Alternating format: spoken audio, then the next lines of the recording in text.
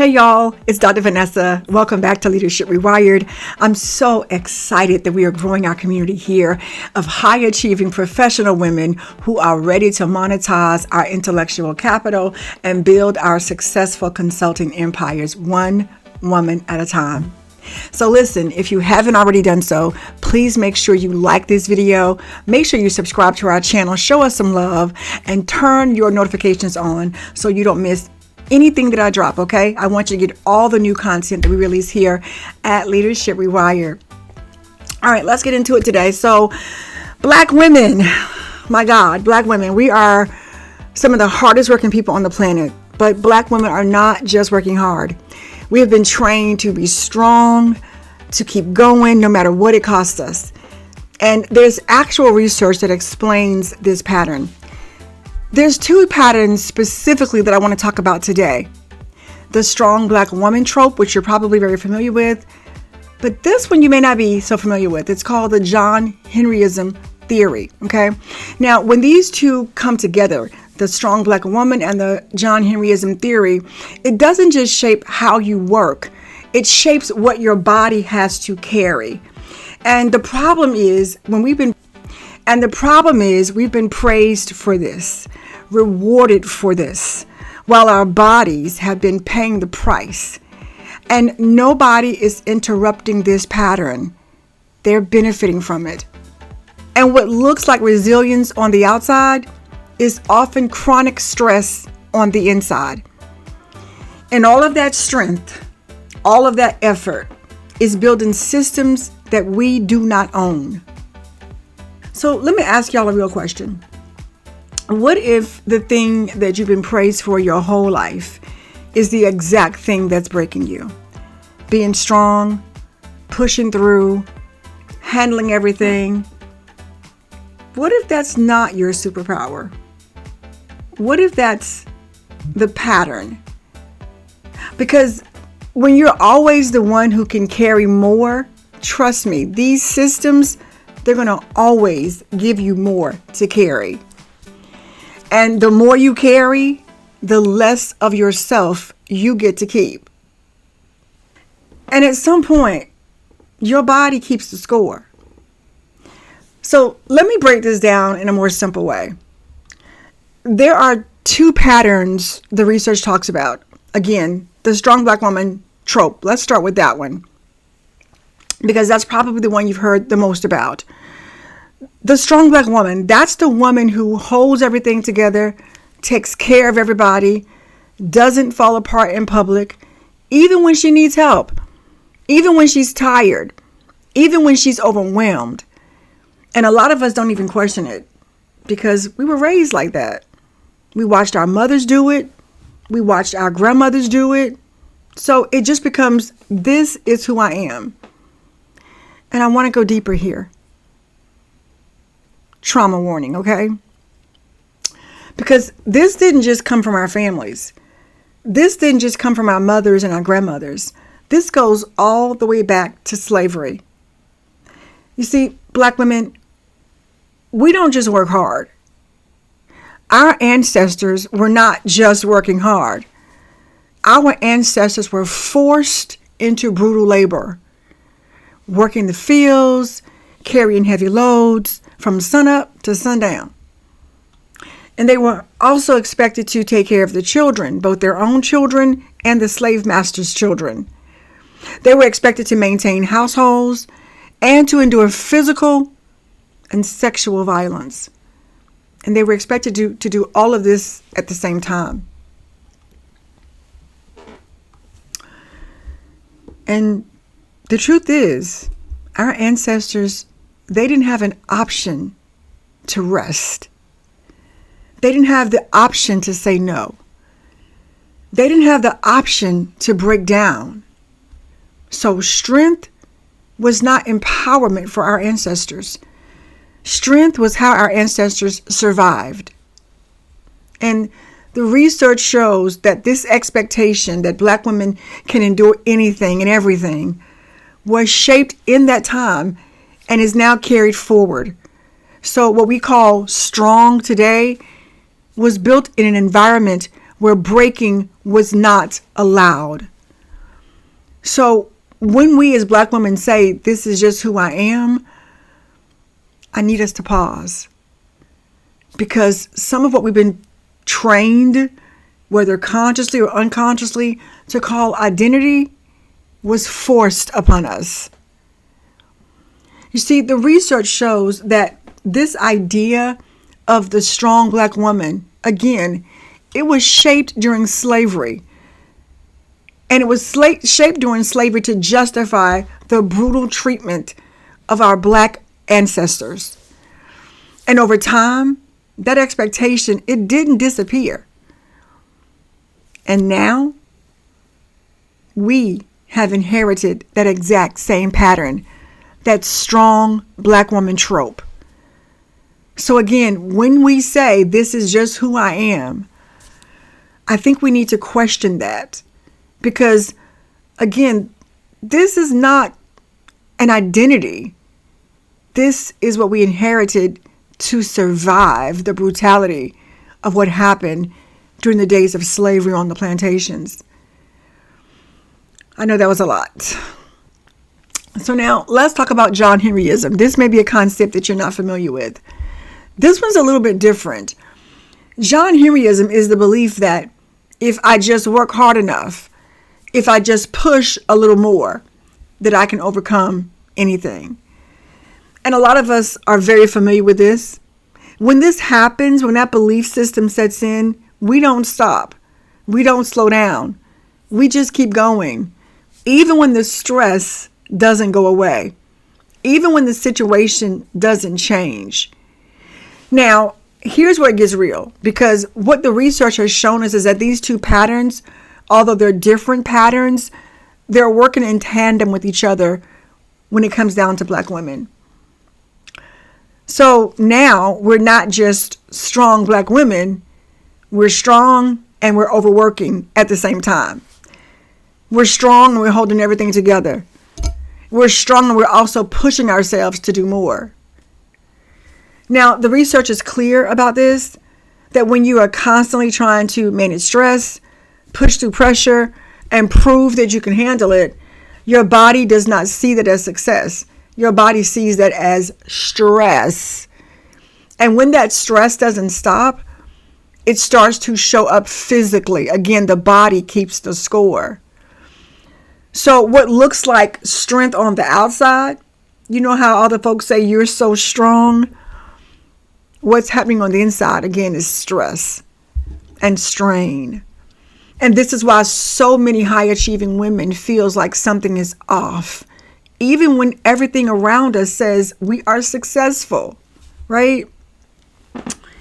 And this is where it starts to show up, not just in our schedules, but in our bodies. Because when you are always pushing, when you're always holding it together, when you're always carrying more than you should, your body does not see that as strength. Your body sees that, again, as stress. Again, that type of stress doesn't stop, but it has to go somewhere. For me, it showed up as exhaustion. It showed up as anxiety. For me, it showed up as high blood pressure and burnout and depression. For me, it showed up as insomnia and hair loss and weight gain. For me, it showed up as golf-sized balls on my body and compassion fatigue. So what you've been calling I'm just tired might actually be your body saying, I cannot keep doing this. Again, I know this all too well because I lived it. Many of you know my story. I spent over 15 years in social services and 14 years as a pastor. So I'm all too familiar with leadership roles, and I had all the degrees, the education. I was the one responsible for solving real problems for everybody else. And don't get me wrong, I was good at it. I dare say my ego wants to say I was the best at much of it, right? A lot of people depended on me. But behind the scenes, again, my body was breaking down. I was exhausted. I had anxiety that I just was not able to turn off. My blood pressure was sky high. I couldn't sleep. And so the body does keep the score, okay? And what I came to realize is that no matter how much I gave, it was never going to be enough, because the expectation in these systems was never that I would be okay. And it's never that you're going to be okay. The expectation in these systems that I have said are rigged to work against us as Black women, it's all about how much are you able to carry for them. And when your value is tied to how much you can carry, you will always be asked to carry more. Now, when I realized that, that's the moment I had to stop and ask myself, what is it exactly that I'm building? And who does it belong to? Because I realized in that moment that all this work I was doing for everybody else that was based on my brilliance, my expertise, my education, my knowledge, I was giving it away. I was giving my ownership to these systems. Now, this is kind of where my argument for ownership begins, okay? Because what I want you to realize is that we cannot heal if we keep rebuilding in these systems. You cannot wrest your way out of a system that keeps extracting from you. And you're strong enough, I promise you. You don't need more strength. You don't need to do more. You don't need more certifications. You don't need more credentials. You don't. You don't need more experience. What you need is ownership. Because effort without ownership is just sacrifice. And Black women have been sacrificing for generations. And here is the truth, y'all. Your brilliance, I promise you, is not the problem. The problem is where your brilliance is going. That's the problem. If your best thinking only benefits your job, then your job will keep benefiting from your brilliance. And you will keep breaking down. And you must understand today that you are replaceable. If you break down beyond your capacity, they will replace you in a millisecond. When I realized this, I had to ask myself, why am I using my mind to build somebody else's wealth, to build somebody else's system, while my body, while my well-being is falling apart? I promise you, if you ask yourself that question and wait for an answer, that question will change your life, because it changed mine. Because once you see that, you can't unsee it. Once you see that, you stop trying to be stronger and you start trying to be free. Because the next question I begin to ask myself is, how do I free myself from the trap of this system that is benefiting from my brilliance and breaking me down in the process? Ownership is how we interrupt the strong Black woman pattern. Ownership is how we interrupt John Henryism.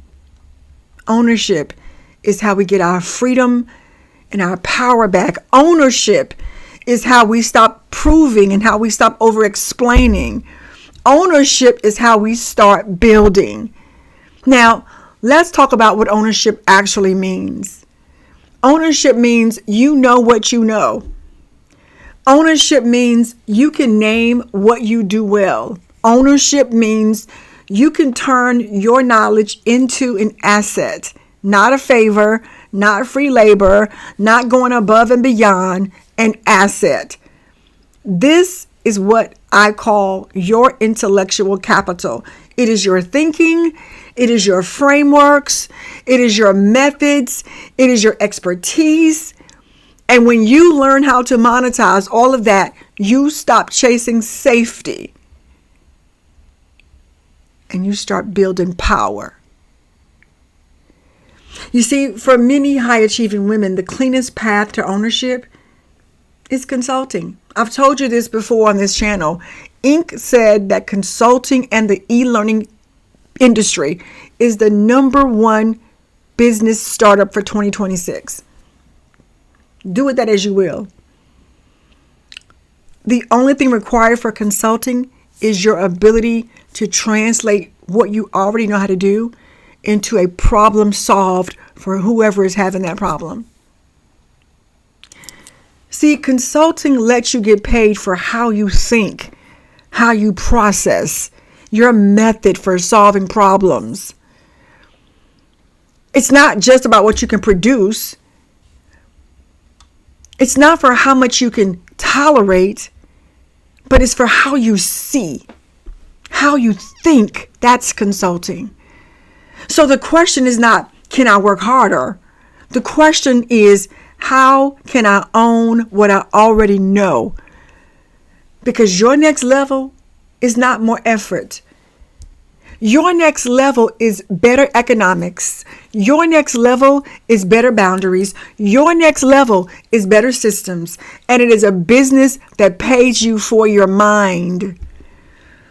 Now, if this hits you, don't scroll past this video like it's just another video on YouTube or wherever you happen to see this video.